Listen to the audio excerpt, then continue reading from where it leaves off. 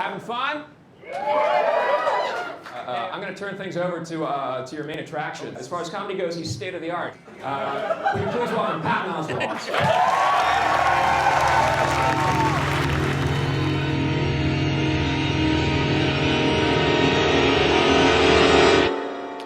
Oh man.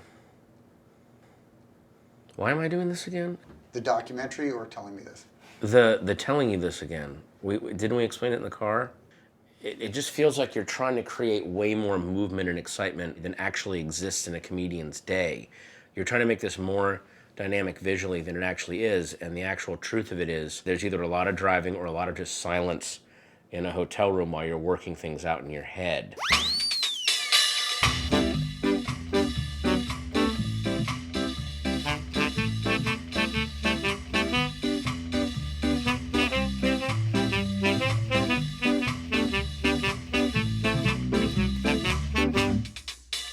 These last like 10 years have been about me trying to obliterate all of my rituals. I used to have a lot of them, and I started to become kind of a slave to them because of my OCD and stuff like that. The only ritual I have now is just go on stage as much as I can. We're somewhere on the 710, driving down to Irvine, doing 2 shows at the Irvine Improv. I couldn't describe Irvine if you paid me. It's an absolutely disgusting place that's hairy and smelly, and it's amazing to be a part of. Everything's beige, or taupe, or terracotta. This is the crotch. This is sort of the taint of the California interstate system, Irvine. My first encounter with Patton Oswalt, I have to say, when did The King of Queens come out? I think it was 1999. I must have been 9 or 10 years old. And ever since then, I've just fallen in love with him. He just has such a quirky brand of humor, and I just connect with it so much. He's got an interesting fan base, though. He really does. Somewhat young, smart, geekish, but, you know, along those, you know, those lines, you know. We're off camera, right? Yeah. Okay. I would definitely consider myself a nerd, and I like seeing that Patton appreciates the nerd. The connections I make with him is just always there. You know, you have your Star Wars, you have your nerd moments where you push your glasses up, you're like, ah, you know? I like him because he taps in sort of that angst and oppression of the upper middle class Orange County white person. So he speaks my voice. My plan is to get to the hotel room, relax, think, brood, draw the shades, crank the AC, go through the notebook. I've never like written down notebooks full of jokes. I just like, I don't know when I started doing this, I would just start randomly saving images that I would find and then hope that that would lead to a joke later. Is there, I have an example of this? Hi, William S. Burroughs. What the hell is this? In Weimar era Berlin, prostitution was illegal, so they had to signal their vocation indirectly. So if they wore brown boots, that meant they were into asphyxiation by boot or stockinged foot. If they wore gold laces, it meant defecation on chest. Oh boy. Look at that motherfucker. Look at that dude at his desk. Oh. Look at that office. Look at that poor face. You never knew. How the hell did I end up in here? Why am I here? Oh my God. My whole life. People burn their lives down, man. Like John Edwards, who, again, horrible human being. Really horrible. But he has he had a wife who was dying of cancer. That must have been horrible. And he has all these kids, and he's running for president, and he still had a fucking affair? How the I have a wife and 1 child. Any night off for me, I can't even imagine having the energy to anything. Like if all I want to do is sleep. That's what I would sleep. I would bend sleep over a sink and it. If a girl approached me after the show and go, hey, let's go back to your hotel room, I'd be like, yeah, let's go back to my hotel room. Here's what we're gonna do. You're gonna sit outside my hotel room and make sure no one wakes me up for 10 hours. 'Cause I'm gonna fucking sleep like you have never. I'm gonna sleep so hard you'll come sitting in the hallway. How about that?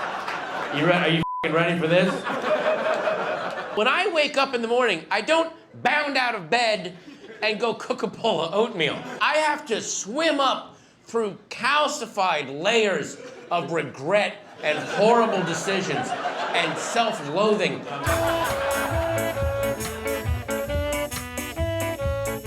Patton Oswalt? I hear he has like problems with depression. Oh, the comedy comes from misery.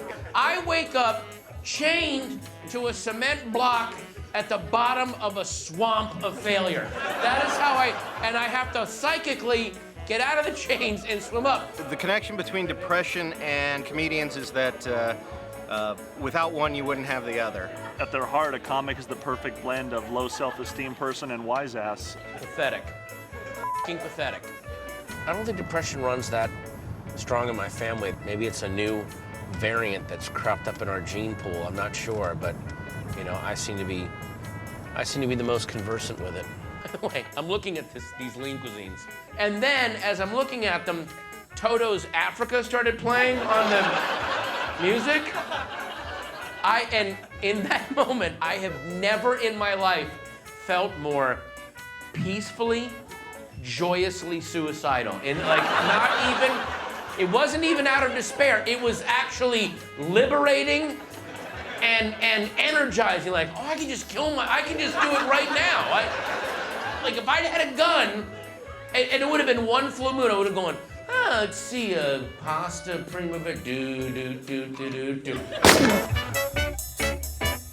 Therapy's just been off and on, I don't know, 15 years now. It's okay to be depressed sometimes. It's okay to just be gloomy.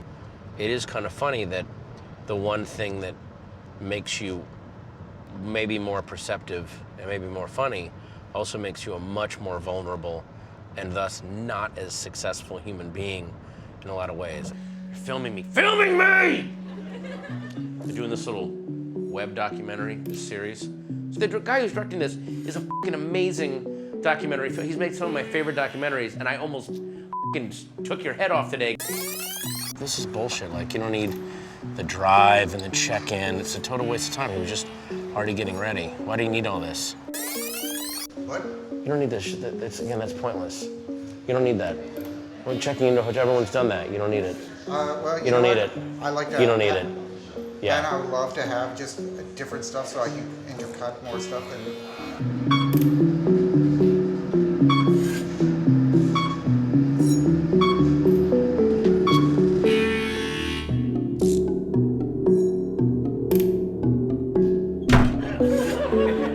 And then you asked me very politely to clarify a question I did earlier, and I got angry. I literally treated like, what the f are you doing in my room? Like I had just discovered you crouching at the end of the bed. how funny are your parents? Tell me about how funny they are. These questions, too.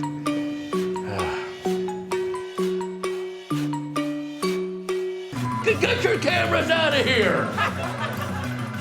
And ignore this microphone I happily taped to my chest for this interview. This is bullshit! I'm so at war. It's very comforting for me to try to look at these terrible decisions I make and these really, like, just the profound limits of my intelligence and empathy, and then try to relate it to a much bigger thing in life and maybe not feel so alone. That, you know, go, oh, maybe it's not just me doing this. There's a whole giant human reason that this is going down.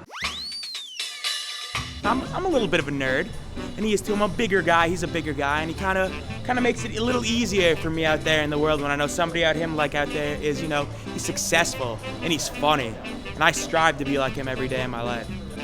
I will end on this. I have found a way to try to make sense of my life in a way that makes people laugh and gets me attention and makes me feel better about myself. You guys, again, thank you. Thank you.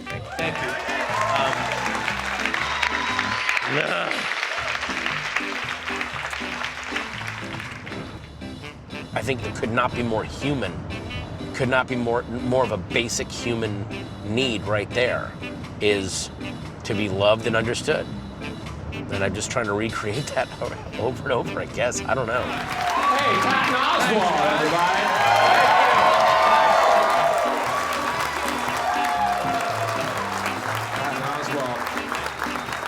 Unfortunately, we had some sound problems, so we're going to have to do that all again. Patton, get back up here. Hey, did everybody have a good time tonight?